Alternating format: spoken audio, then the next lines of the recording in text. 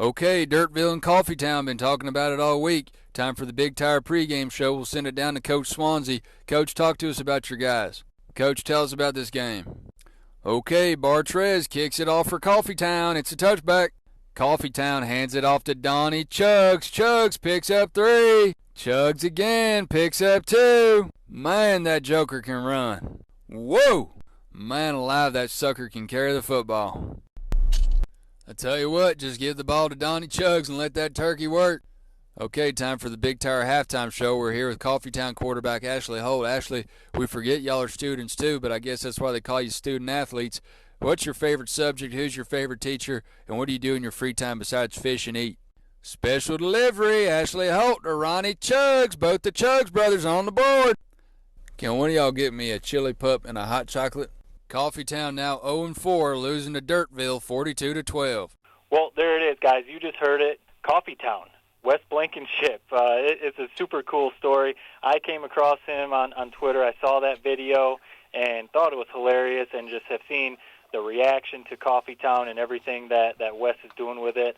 And then I also saw him on the Marty McGee show on SEC Network, and, it was hilarious there. So I thought, hey, this would be a perfect opportunity to talk to someone that kind of comes from a background that, we're all working in the media business, and Ted has been calling high school football for 30-plus years. So I thought it'd be cool to have Wes on to talk. So you can follow Wes on Twitter at Wes_Nship. He's an Atlanta sports broadcaster, and he's the host of the Back Porch Sports podcast. So we're excited to have him on. Wes, how's it going? Go well, Matt. That was a heck of an introduction, man. I appreciate y'all having me on tonight. Yeah, we're excited to chat. So, I don't know. There's only one place to start. Coffeetown. Where did this come from? Is this something you've been cooking up since, high school, or did it just come to you? Where did Coffeetown come from?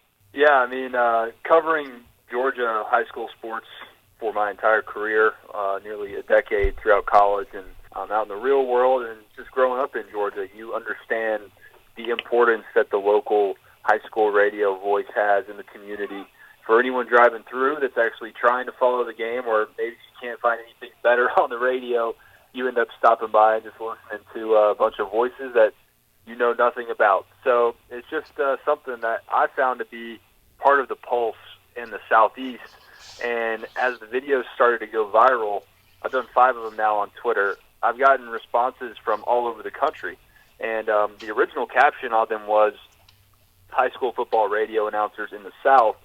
And I got responses from Iowa, Indiana, Illinois, Michigan, Maryland, California. These are the types of things that you hear wherever you may happen to be in the USA on a Friday night in the fall. Well, and it's not to blow smoke up Ted's behind to keep it a little clean. No, but, go ahead. Yeah, go ahead. It's exactly what you're talking about. Ted has been calling high school football for 30-plus years. He'd be the best one to tell you. But, we joke about it. He's the voice of mid-Michigan high school football in the area that we all grew up in. So yeah, you're spot on, and it's really cool. So I'm curious. It's not making fun of anything, right? It's hilarious what you're doing. You're not trying to, make fun of what it is. You're almost trying to, pay homage to it. Oh, yeah, totally. It's done with the utmost respect, because I know that those guys, if they're, getting paid at all to do it, it's probably not very much. And it's totally just a thing that I do out of respect and just kind of my sense of humor to, I guess, observe what's happening in the place that I grew up and put a little bit of my own spin on it. But, yeah, there's no single voice that I'm making fun of or trying to put down. I think it's just all in good fun, and I hope that comes across when people hear it. I have been doing it a long time, and I love checking out different high school play-by-play guys, and I can see exactly where you're coming from with this. This would be very cool, entertaining, especially coming from the neck of the woods you're at. Everybody's heard the classic calls from some of the different colleges down there, and I can only imagine what it's like for the high school broadcasters following their local team. Yeah, I would say the single word that is trending with any response I've gotten to the videos I've done is accuracy. And, I think that's what makes it, to the people that hear it, I think that's what makes it so funny, is that I've hit the nail on the head for whoever may be listening, because it's all coming from things that we've all heard growing up. So Yeah, it's just the accuracy of that. Maybe some of it is hyperbolized a little bit for comedic effect, but I think it is just that voice, those names, the cadence.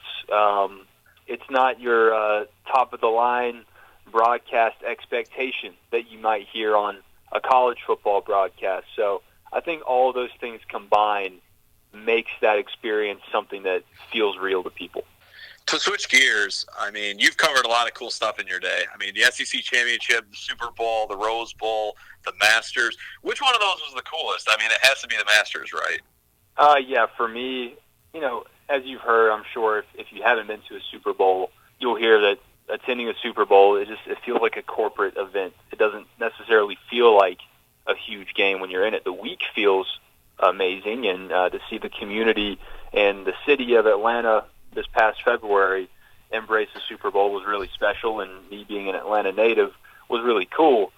But yeah, the Masters, you just can't help but be reverent when you go out on the course. And there is the awareness that it is totally man-made and manufactured and landscaped. There's no hill that size in Augusta, Georgia, that's as tall as I believe the Statue of Liberty, as some people have shown on some graphics. That doesn't naturally happen in Augusta, Georgia. But when you go out on the course and you see the names and you see the golfers and the way that they honor their golfers, and also from a media perspective, the way that they treat the media, the closest thing I can compare it to was covering the Rose Bowl. Those two events are put on with the utmost respect for the people covering them, just as much as the people attending the event respect the athletes and respect the teams that are there. So the Masters in Georgia, they continue to do it right, and they've continued to get better. I'd say the most impressive thing to me is how they've continued to adapt to the 21st century. They had the women's amateur event this past spring, and they stay up to date with their technology and the way they distribute videos to us and audio. It's top-notch year in and year out, and that is definitely a highlight of my career. I was going to ask you about, we've had some guests on before who have kind of become like social media personalities or started to gain a following on social media from some of the work that they do. And we like to ask them, or I've asked them a couple times, like, how do you kind of navigate through all of the responses that you get? So, you were talking about getting responses to your videos from all over the country. It's got to be tough to kind of keep up with. So how do you navigate while also, you want to try and engage with the fans. You want to talk to them and stuff. So how do you kind of handle that? Well, it's easy when the responses are all positive, and most of the responses to Coffee Town have certainly been positive.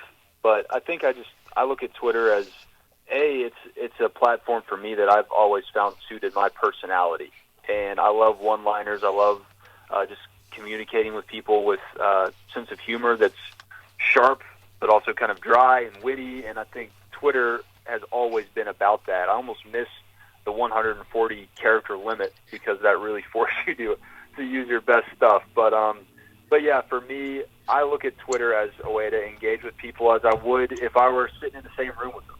So if they've taken the time to talk to me, then I'm going to try to do my best. Not every single tweet is worth a response. I try not to engage with people that are being negative, just because it's ultimately never makes you feel good about yourself when you're trying to prove some sort of point on Twitter. I much more enjoy having somewhat of a conversation with people. And I think lately on Twitter, something I've tried to do, especially if people are having like arguments in my mentions, I try to set up a conversation for them. Because I don't care if you're arguing in my mentions. I can mute your conversation. But why don't you guys actually talk? I mean, it's too easy to share a link or share a FaceTime link or a Skype. If you guys really want to talk about something, why don't you actually go talk about it? And I think that's the cool thing about social media these days, especially with Twitter. You can get to know people. You can get to reach out to them and talk to them and get to know them. So whether it's someone responding to me or people responding to each other, I love how this platform, even though you only get a certain amount of characters, it fosters that relationship sometimes that hopefully ends up being positive. There's so many negative things and so much trash on Twitter. I love engaging with people in a way that is positive, and that makes my day because it's so easy to do it. Yeah, that's an awesome response, and honestly, like that kind of gets me. It's kind of like a motivational response because it is true. Like as cool as social media is for all the positives that social media does bring, man, there is a lot of negativity out there, and it's a shame that people sometimes can't just engage in a positive conversation. That like if you disagree with someone or if you present a rebuttal to something that they said, it immediately turns nasty or it immediately turns into an argument. A little bit about yourself, Wes. Where'd you go to university? Tell us a little bit about your career, and you already talked about how you started Coffee Town, but give us a little background.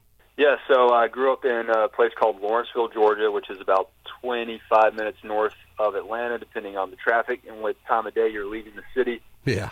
So I grew up there and went to the University of Georgia, and really had a fortunate time there getting my background in journalism and newspapers. That was my major in the Grady College of Journalism and Mass Communication in Athens. I had 4.5 years there. I got one extra football season, which was desperately needed at the time when I was there between 2008 and 2012. Had some lean years for Georgia. I know you guys keep up with Matt Stafford up there, obviously. Oh, yeah. Got a few years of Matthew playing quarterback as the preseason #1 team in the country, and it was all downhill from there until my final 2 football seasons, getting to follow Aaron Murray play in 2 SEC championships. One of them, the greatest game that I still think I've ever been to, is the 2012 Alabama-Georgia SEC championship. But I worked for the newspaper, student newspaper, the Red and Black up there, and graduated with a degree in journalism, specifically in newspapers and visual journalism, and got my first career opportunity out of Georgia at a station called WMAZ, which is the CBS affiliate in Macon, Georgia. And started out as a video journalist, as a photographer, and eventually there was an opening in the sports department. Courtney Lyle, who now does work for the ESPNU and SEC Network as well, she was the sports reporter and anchor that left at the time. She went to Knoxville, so I applied for the sports job there. I'd always had a background covering sports throughout my time at Georgia, and was fortunate enough to get that opportunity. And I was there for a few years and eventually got promoted within the news corporation that I worked for to the NBC station in Atlanta, where I was a sports producer, reporter, anchor, and host up there for the past 3 years. And now I'm a free agent waiting for my wife and I, our first child is due in February. So we're excited for that, and just enjoying a little bit of time off until that happens. Outstanding. That's a little delayed Christmas present for you, huh? Absolutely, yeah. It almost feels like she'll be there by the time Christmas rolls around. It'll be a few weeks away, but well, that's outstanding. Super pumped for that. As a fan of Georgia, were you okay with their decision to move on from Justin Fields? Because as a Michigan fan, that really screwed us. Yeah. Well, I think it's something for me that I was fortunate to cover Jake Fromm's high school career when I was working in Macon, because he grew up down there and played ball down there. And when I moved to Atlanta, I was covering Justin Fields in high school.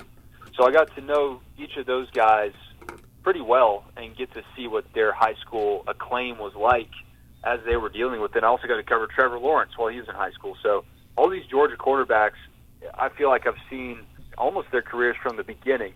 But as far as Justin Fields was concerned, I think Georgia was unlucky with the timing, because Justin definitely went into Georgia and felt confident that he was going to be able to beat Jake Fromm out.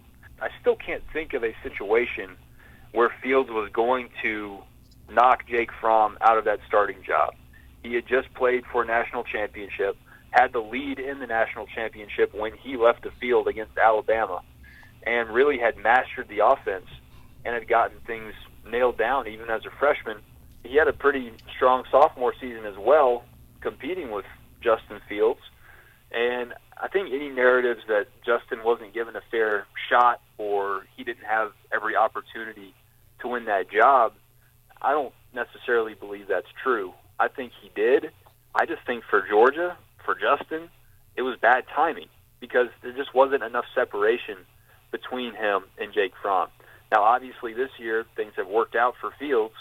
He's taken off, and I can't lie and say that Georgia fans around here aren't watching Justin Fields with a little bit of a nervous eye and wondering, did Georgia make a mistake? Did Kirby Smart not give the job to the right guy? As you look back, I hope that people evaluate that situation for what it was. Yes, the offenses are different in Ohio State and at Georgia, but if you go back and really consider the context of that competition, I don't think Justin Fields would have ever taken Jake Fromm's job when Fields was a true freshman and when Fromm was a true sophomore. Having been at the SEC Network for over 3 years, I've heard a lot about the Jake Fromm, Justin Fields situation, and then I've also come to really, truly appreciate the passion of the fans in the SEC and around here in the ACC too, with Duke and North Carolina, but especially the SEC. And I mean, you grew up there. You went to Georgia. You know all about it. You've covered the sport. You've been at the SEC championship. You know all about it. And we were talking about the Michigan-Ohio State game before we brought you on. And one thing that kind of disappointed us as Michigan fans was looking at the Big House and seeing what surely looked like a lot more Ohio State fans than Michigan fans. And Jared was covering the game. He was there on the field, and he said that's what it was like on the field too. So is there a difference, I guess, in your opinion, in the passion of SEC fans than basically anywhere else in the country from what you've seen, covering the sport and watching the sport? I'm not going to lie and pretend that I've gotten a ton of experience covering games in other conferences' stadiums. But the thing that sums it up for me was the trip that Georgia took to play at Notre Dame, and everyone saw that takeover in South Bend. And I think that was kind of an eye-opening national experience for a lot of people to see that, you know what, not only are Georgia fans hungry for games like this, I think SEC fans are hungry for games like this. I know Alabama's going up there in a couple years for a similar trip. And I would imagine that Notre Dame has revised its ticket policy to not have such a visual discrepancy in the fans in the stands. But everything I've known about the SEC, especially now with the passion that Alabama and Auburn and LSU and Georgia doing what they've been doing, you can't help but feel like it's a little bit different down here. And I try to say that with as little bias as I can, talking to 3 Michigan guys. But that passion is real. And I also saw it a couple weekends ago with Texas A&M fans getting their first crack at a trip to Athens. I think it's criminal that Georgia and Texas A&M hadn't found a way to play each other since A&M joined the SEC. But you saw how passionate A&M fans were to make that trip. Every weekend in the SEC is almost a bucket list type of item. Obviously, teams have down seasons like Arkansas this year, and things aren't going to always go the way that they want them to do. But I think those road trips, those special dates you circle on the calendar, I think it is something special. As for Ohio State fans taking over the Big House, I saw something similar with Georgia fans year in and year out when they play at Georgia Tech. Once the power in the rivalry has shifted, it's like a two-sided coin. The home fans don't necessarily feel, I'm speaking for you guys, but you probably don't feel as much of a motivation to show up to the game.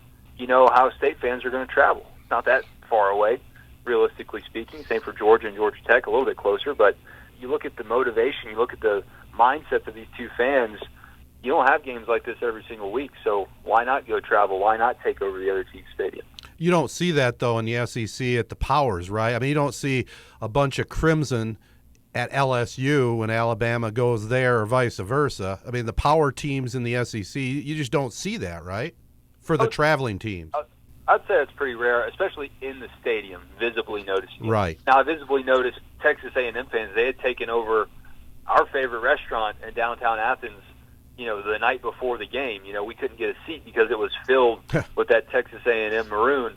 So, yeah, I think as far as, making it a destination, yeah, that may happen. But in the stadium, you are not going to notice it at that level. I think that's accurate to say. Are tailgates in the South really that good? Are they all they're cracked up to be? It depends how much bourbon is there. Because I'll tell you, that's a big part of it.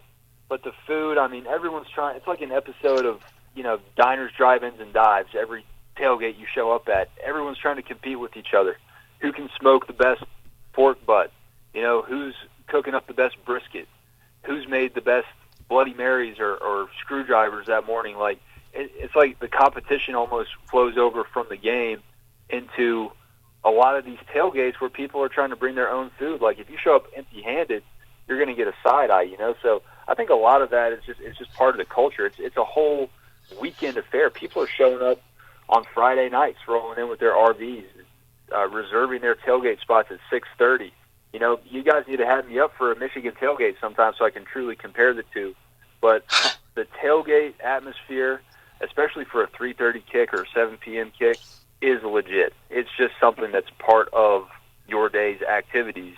You're expected to be there and show up, and you better not show up empty-handed. Yeah, I will say definitely, from stories I've heard from people I work with or friends or whoever, they basically echo exactly what you're saying.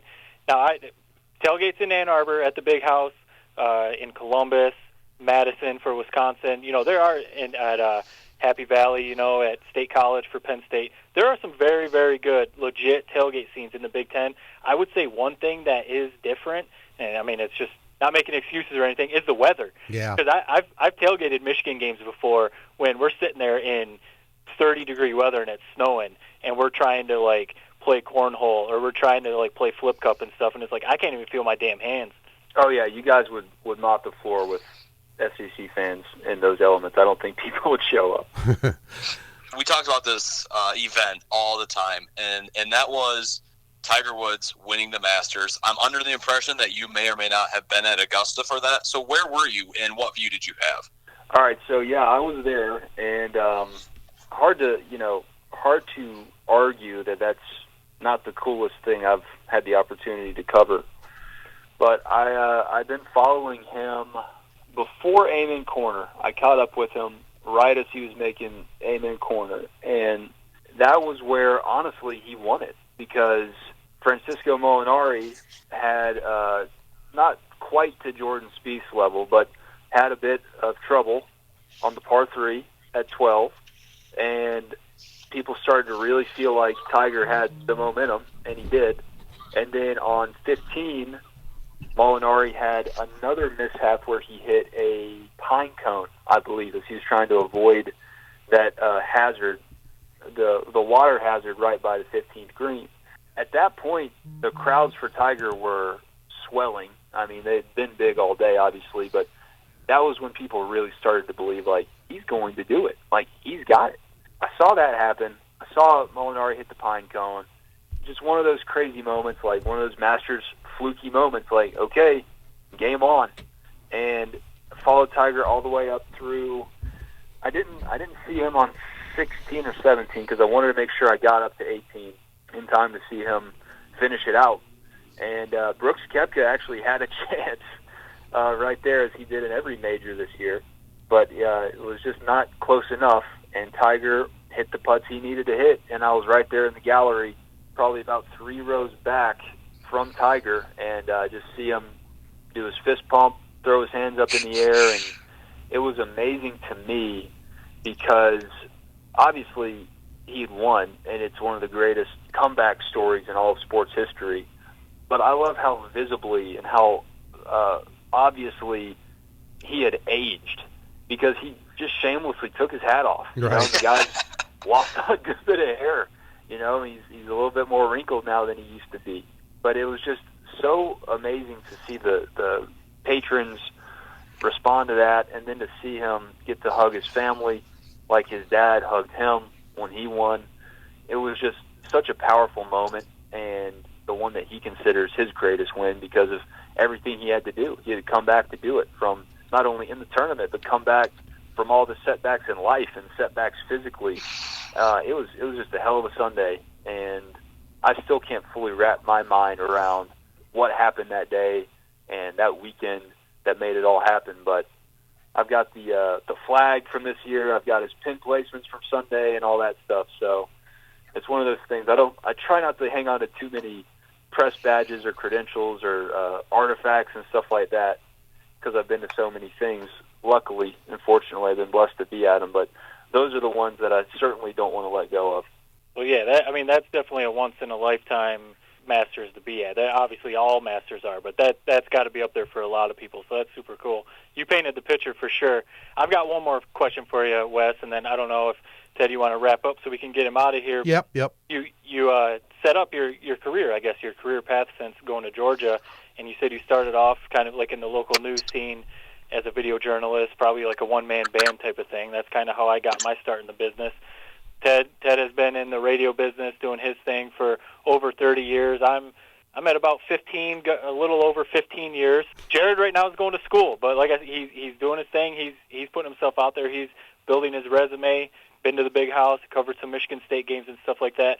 If you had to get one bit of advice for the young man in our trio, to kind of get his career going, what's one thing in your experience that you threw out there for anyone trying to get started in the media business? Yeah, I would just say soak it all in, man. Just your energy is going to be high when you're in these situations to cover big games like you've been and big atmospheres like you've been in. But honestly, just take the moment to enjoy it. And I would always recommend that the way I have viewed those opportunities is no matter how transparent teams are and athletic departments are these days with their social media, you're still there to do a job that is telling people that can't be there what it's like to be behind the scenes. So just share the coolest things you can. Be yourself. Don't necessarily try to be different because that can get you into trouble. But we all have things as journalists and reporters and as people that naturally set us apart from everybody. So it's the biggest cliche, is just being yourself. But be yourself while letting people that aren't lucky enough to have those press credentials be there. Show them in your voice what it's like to be there. Good advice Cool. for sure. Yeah, that is good advice. I got one Thank final you. question before. Jared, do you have another question? Nope, you can go ahead. All right, I got one final question for you, Wes. Going back to when you were a young rookie, okay, and you were covering maybe a football event or a basketball event, do you remember how nervous you were before you asked a question at a press conference, and does anything stand out?